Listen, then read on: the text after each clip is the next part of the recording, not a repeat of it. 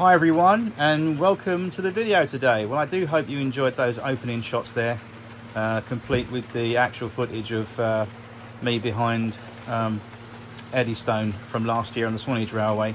And we've got a little bit of a Swanage Railway vibe going on this morning on the railway. We've got the Class 121 bubble car Daisy, and we've got the West Country Class Blackmore Vale hauling the rake of bullied coaches on track number 1. So we've got a southern theme definitely going on this morning, which I think looks quite nice for a change.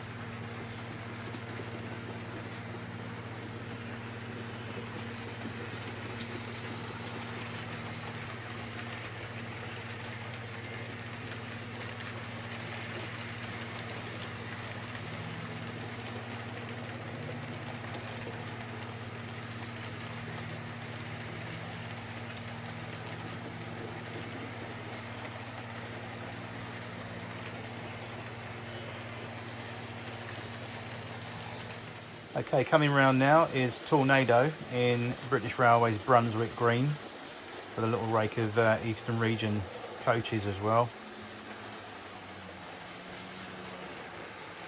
The reason I've got Tornado out today, I know you might have seen this train pack loads of times running on my railway, but recently Blue Peter, which is an A2, very identical to an A1 Pacific like this one here, has just been out on a loaded test run a few days ago. It's in beautiful blue livery, and I think it's coming back into mainline steam very shortly. But the exciting news is that Blue Peter is in steam and it's been out on a few test runs. If you search up on YouTube for Blue Peter Locomotive, you'll see it's out and about recently in the last couple of days, which is very exciting for us steam enthusiasts, which means another steam loco back on the main line after years and years of overhaul and care. This is one of my favourites though.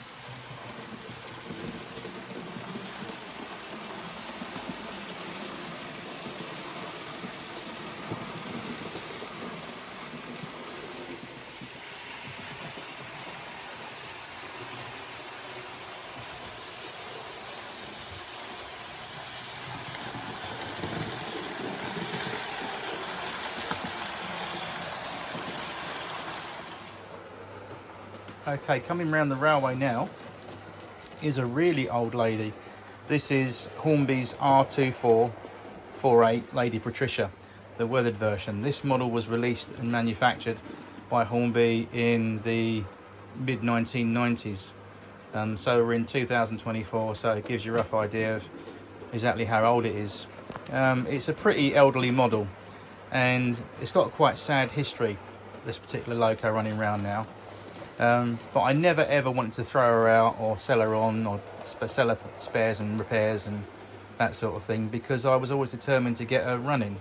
And as you can see, a little bit further TLC today, and she's more or less there. But the sad story about the engine that I was going to say to you was, won't go into detail, but again, another purchase off eBay at the time, and the seller said, oh, it's, you know, it runs in mint condition and everything. And when I actually received the model, there was bits missing off it, bits were snapped off.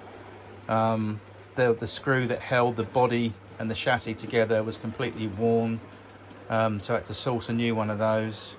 There was all sorts of things wrong with it, and there was things, all the con rods were bent, and it was an absolute horror story. And to see it running like this today proves that if you stick with something, you can get there. She's not 100% as I'd like it, but I think this is the best we're going to get, considering. What I do know that is when I actually opened the model and had a closer look at the time, it was very clear it had been dropped off someone's shelf and onto the floor, sadly. It hadn't been taken very good care of, whoever had it. So again, it just makes me so angry that people don't tell the truth on eBay sometimes. Sometimes you get quite good sellers, you get someone that's honest, not knocking eBay at all. You do get some really wicked bargains on there.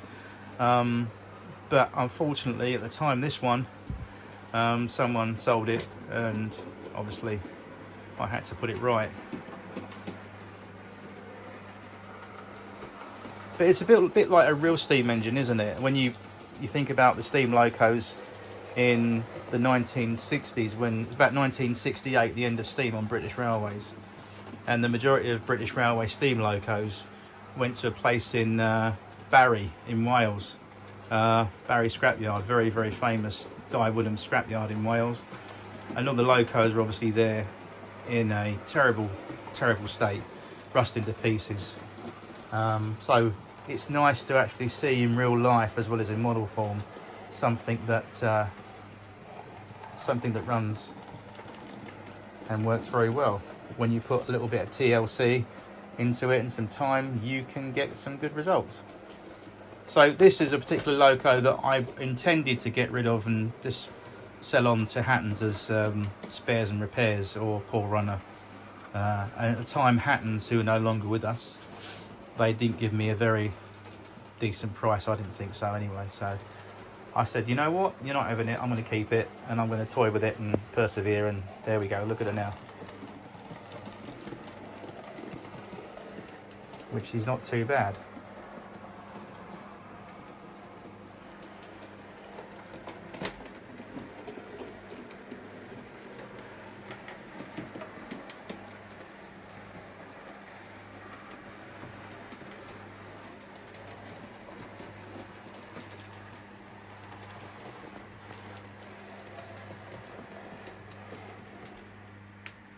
Just bring her up to the crossing, stop her on the crossing, about there. So again, I'm not going to do a loco review on this, because if you want to find the video, you have to skip through my list of videos on the channel way back when I actually originally got this and did the video on it. But for example, the handrails that go along the boiler all the way from the cab to smoke box, I repainted because they were in a terrible state. I did do a further bit of weathering on her around the tender. I gave a little bit of more grimy appearance on the top high sides of the tender. I added real coal, and basically I just gave it a little bit of TLC, and was what it needed. And today what I've done, I've cleaned up all the wheels. If I just take her off the railway just for a moment, put her onto the table in front of me, I'll show you what I did. Just out there for you guys watching as well, anyone that's got a model railway locomotive such as this, it's always important to clean it. I just gave this, as you can see, there's the evidence there, all the cotton buds, but they were a lot more blacker than what they are now. Those were additional ones I've just used, but I've just cleaned all the wheels up on that. As you can see, all the rims and flanges have been all cleaned and polished up, and the pickup wipers are clean. The back edges of the wheels are clean as well. As you can see, the back edges there, these were quite black. I took it out of the box today. I hardly ever run this Loco, so this is why I thought I'd get it out and give it a bit of service and clean, and hey presto, she doesn't run too badly, as you've seen. But just to give you a little idea, an overview, the sprung drawbar there, this here, that was actually partly damaged on the original model, so I sourced that from another Loco spares that I had. What else did we do? I renewed the screw that goes into the pony truck, which is this item here. That's the pony truck. The screw there, that's not the original screw. That's a Hornby screw I've put in, but when I actually got the model, it was bananaed, as my favourite term was. It was more bent than a nine bob note, as they say. It was completely out of shape, so I had to source one of those. Luckily I had one. What else did I do? There was a keeper plate, which is this piece of plastic that insulates all the pickups underneath here and the chassis. One of these middle screws was not missing, so I sourced a screw for that at the time. What else did we do? I just basically straightened up all this linkage and con rods here. They were in a terrible state, and now they look okay. But yeah, she was in quite a poor state, she was, poor old lady. And what else? Oh, that's right, yeah, there was a whistle, the Stanya hooter, that was missing. That actually came off a mainline brand Jubilee, you know, the old Airfix mainline Jubilees we all know. I had two, so I pinched off the hooter. It's a Stanya engine anyway, so you need a Stanya hooter. So I actually pinched that off there and mounted it correctly where it should be, or where it was. Yeah, this engine was in a terrible condition, believe it or not. So I'm actually going to keep her now. She is going to be in my collection. So yeah, there we go. Okay, up next we've got this lovely LMS Fowler 264 tank engine. This is the one that got the quieter motor and the quieter gearing from Hornby when it was retooled only about 10 years ago, but I've had this model ages. But she's a lovely, as you can see. I won't say no more. Look at this, very nice, beautiful, with that rake of coal wagons behind it and the little 20-ton vintage 1979 Hornby brake van on the rear. Makes for a lovely sight, doesn't it? And it's funny, every engine or every locomotive that I own, be it diesel or steam, it's always got a story behind it, where it came from. Particularly I'm really sentimental with things that come from shops that no longer exist, like my local model shop, the Engine Shed. A lot of items that I've got in my collection come from that particular model shop, and that tank engine on the front of this train actually came from one of the first model shops that I ever went to when I moved over to the south part of London from the East End. Norwood Junction Models, and this was the one before it closed down. This was one of the last locos I bought out of there, this particular loco exactly. That and believe it or not, this windmill that you see in front of the shop there, got those both from Norwood Junction Models. Good old Norwood Junction Models, a fine shop indeed. But I found a new shop, as mentioned. Well, it's not new, it's been there the same time as Norwood Junction Models. Jane's Trains is my nearest model railway shop now. I shall be paying a visit there, definitely in the future. But in the meantime, look at this. Isn't that lovely?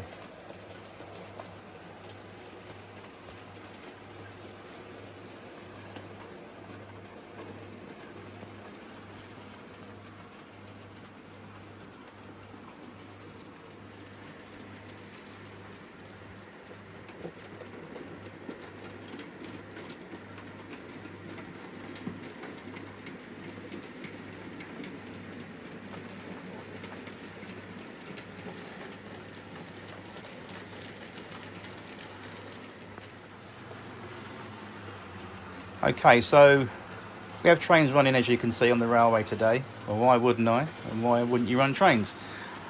Which leads me on to my next question about actual direction of travel and trains running the way they are at the moment on the railway in that particular direction.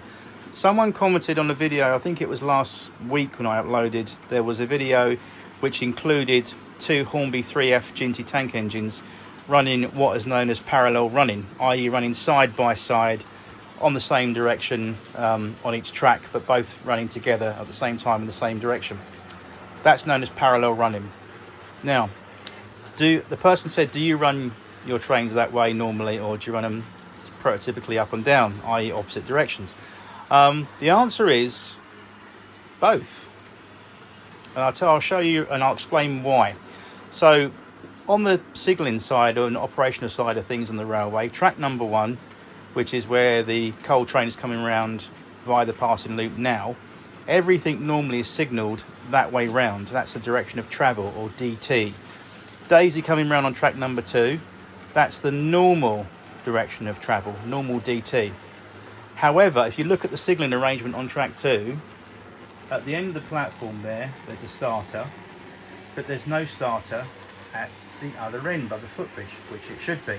And there is going to be installed at some point another start signal, which will make it uniquely what is known as bi-directional. So what is bi-directional? Well, as it says, the trains can go either way. So the starter's there, and another clue is if we come around that curve there, we notice right by the signal box there's a bracket signal, and it gives two indications, one for the main route past the box. The shorter arm would give an indication to the driver you're set for the depot via that set of switches, and then obviously round that curve and into the yard. Now, the reason for that is that I designed it so the trains could come into the platform and terminate, change ends, and then get the stick, and then take the shunt round there into the yard and go back that way. Or they could run, as mentioned, bi-directional. So they could run that way, but normal direction of travel for track number 1, i.e. this coal train coming round now, is the way it is set with the signals in that direction. So when would you have, in a real life situation on the railway, when would you have bi-directional, or for example single line working as it's commonly known? Well, you could do single line working. I'll come over here and I'll explain this a bit better. And speaking as a former railwayman and also a former signalman, I'll explain more in detail. For those of you that don't know what single line working is, I'll explain to you.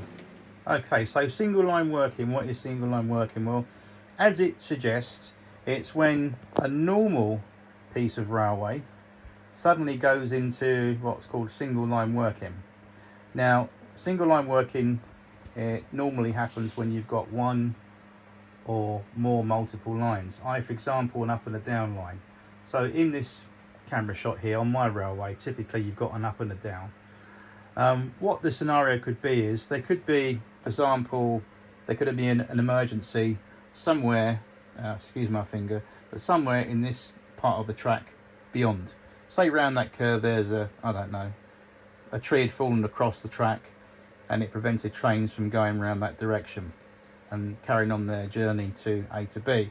So what the signalman could do to keep everything moving, keep the job going, what he could do is he could permanently scotch and clip, or get someone to scotch and clip those points, for example by hand. If we do that, I'm just showing you, but basically someone in the real world would come along with a great big clamp and clamp the stock on the switch side of the point, and then in the open empty side you'd put a big wooden chock called a scotch, not a drink at a bar, but a big piece of wood, normally with a short stubby handle, that you'd ram in the open side of the switch to prevent the signalman from closing those points and moving them, and they'd be clipped also on that side, and the same process would be repeated with those switches there. That's just to safely secure the point, stop them from being moved by the signalman accidentally, and them ever being moved under traffic for any reason if they're single line working.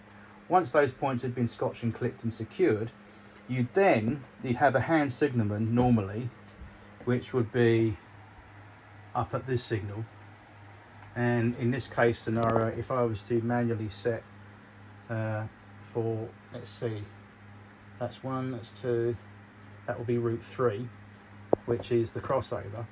You'd have a hand signalman standing there, and normally that signal would be on like that. The hand signalman would be stood there, and the driver would come to a stand at the signal and say, right driver, there's single line working in between this point to this point, could you go with caution and obey all other signals? So what signal line working would mean was that the train would actually take a different route than its normal booked path, and it would go across the crossover onto track number 2, and it would carry its journey around there to wherever it could rejoin its original route further on down the track. Now, a piece of railway single line working can be a very short section, or it could go on for quite a long time. It depends on the nature of the incident. It could be planned engineering work, for example, and they shut down the line next to it and they make the train go single line working over that section of track, and it will rejoin its route further miles down the track wherever. But single line working, it normally means when a train diverts its route and it can go onto the opposite track and work over a short section of railway and treat it as a single line. So it goes via the different direction but on the opposite piece of track, if that makes sense. Normally trains would go from right to left in the shot, but obviously if it was single line working, they'd go the opposite way. And you'd get a ticket as well. So actually you give the driver what's called a single line working ticket. It's a piece of paper that says the time, the date, lines affected, can you go between this signal to this signal with this piece of paper. And when you go to the next hand signalman, if you hand in your single line working ticket, he'll give you either a new one, or that will be the end of the single line working point. And basically the train would go that way, or would operate as I've just described. That's roughly how it works, if I remember it correctly, because I haven't done single line working for goodness knows how long. Probably about, I don't know, in my railway career, I did single line working quite a lot actually. When I first started on the railway, when it was BR, I did single line working quite a bit. Loads of hand signalling and handing out bits of paper. But yeah, single line working from a signalman's point of view is if there's a planned engineering works or there's an emergency and you can still keep the job running without disrupting traffic, you can put in single line working between A and B. So a bit of a technical long explanation, guys, but for the person that commented on the video, I forget your username, but I hope that helps. If you're listening and you're watching, that's what single line working is. So in short terms, there was single line working going on that day. That's why you saw parallel running. But no, I've given it the added interest of actually you can run trains the other way on the railway. But if you're going to do that, great. I mean, at the end of the day, look, sod it, it's your railway. Doesn't matter. You run trains however you bloody will want. Doesn't matter what scale or size you model or what country you model. You could model German or Switzerland railways or UK or American or Canadian, whatever you model, it's your blinking railway. You know, you run it how you want it. But it just adds a bit of interest, for example, with signals on platforms. And it doesn't have to be, by the way, guys, again, I'll come around here and just illustrate this point. I've yet to put some starter signals on the ramp ends of, or near the ramp ends of the platforms there. I've got one in position there, but I need another 2 more as starters, because normally the trains do go that direction. But what it could do, for added interest, what I could do is actually put signals on the other side, on the opposite side as well. So it gives you, for example, a platform that's signalled both ends in layman's terms. And if you go out on a real piece of railway, if you live in Great Britain, have a little look. Next time you're travelling by train, you're standing on the platform waiting for your train. Have a little casual glance at both ends of the platform. And if you see a set of signals on the other side of the platform as well as where you're standing, it's bi-directional. It means trains can run either way through that piece of railway. And often it's for train manoeuvre purposes, engineering purposes. But yeah, the trains can run bi-directionally on that line.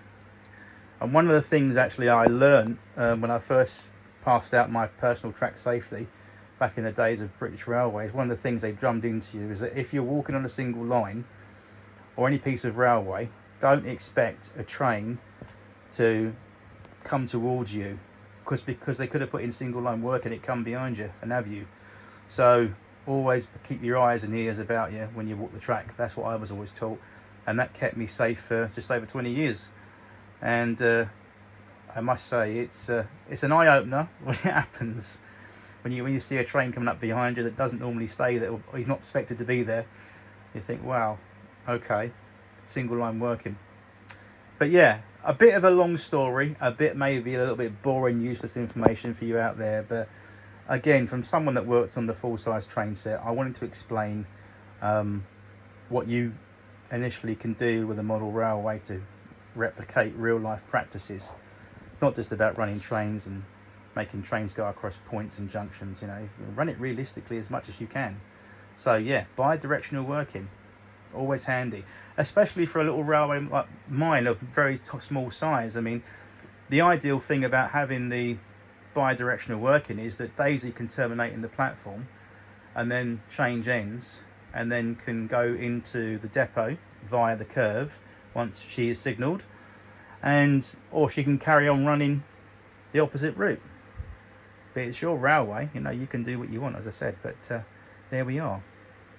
Anyway, I'll get off the subject of bi-directional working, and we'll get on with some more trains, shall we? Okay, just to annoy everyone at home, we've got bi-directional working.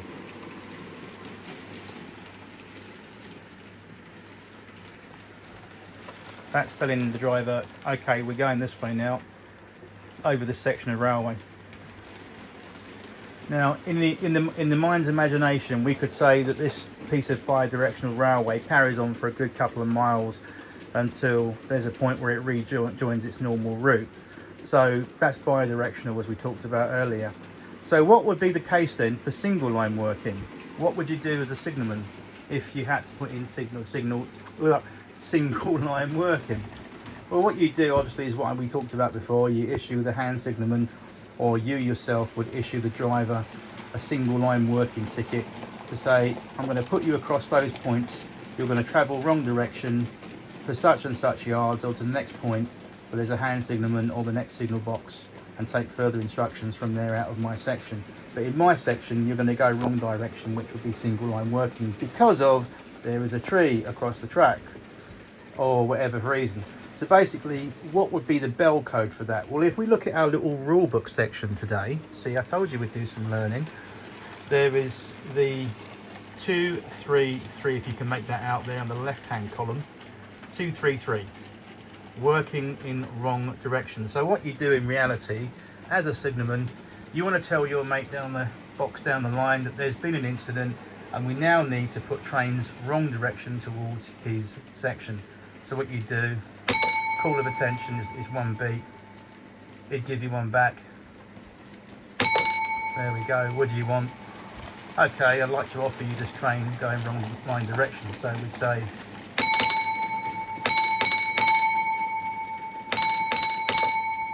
two beats, pause, 3 beats, pause, 3 beats. And then hopefully he'll give me a 4 and a 3, which would be line cleared, home signal. Thank you very much. Right, I accept that. Send him. And that normally could be the real life practice for a short section of railway, or it could even be depending on the length of the section. I mean, in the old days of BR, and certainly in steam days, you would have a signal box that could be miles and miles and miles apart from the next box down the line. It could be quite a remote section, or it could be quite close, depending on how long the section was between box to box. But some pieces of railway, there's a very, very long unbroken stretch between one signal box and the next. So if there was something happened on the normal route of line, or the normal DT, direction of travel, and you had to put in single line working and cross him over and run him wrong road, you had to make sure first of all that he could do it, i.e. there wasn't a train coming on the opposite line. Anyway, it all gets technical, I don't want to bore you too much, but anyway, I just thought I'd throw that in, all because someone asked about, do your trains run that way round normally? And the answer is, sometimes they do.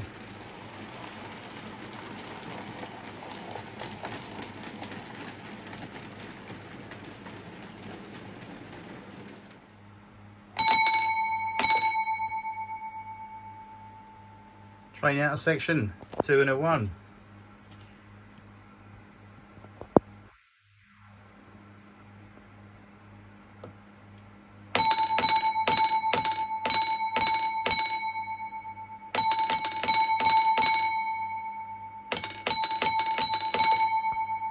Seven, 5 and 5 means closing of signal box, and sadly the closing of today's video. So thank you very much for watching today.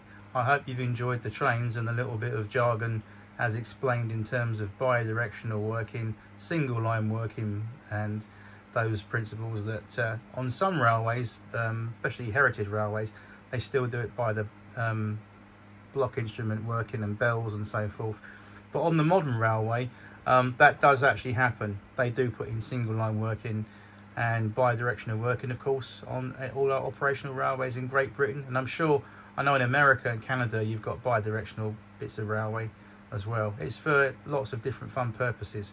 It's always handy to have an extra piece of railway to run on should it go up the spout. Not always. But anyway, with that, I'll leave you with those thoughts, and I'll see you again next week for another video. And let me know, by the way, in the comments box below. Don't forget to hit the like and subscribe. But also let me know in the next video if you'd like to see some diesel and freight workings, or you want to see some passenger hauled by steam or passenger services hauled by diesel. Diesel or steam, and what type of train you'd like. Could be an engineering train, passenger train, goods train. You let me know, and I'll try and put it together for the next video or for the future. In the meantime, thank you very much for watching. Have a lovely rest of your weekend, and I will see you soon in the next video. Bye bye now.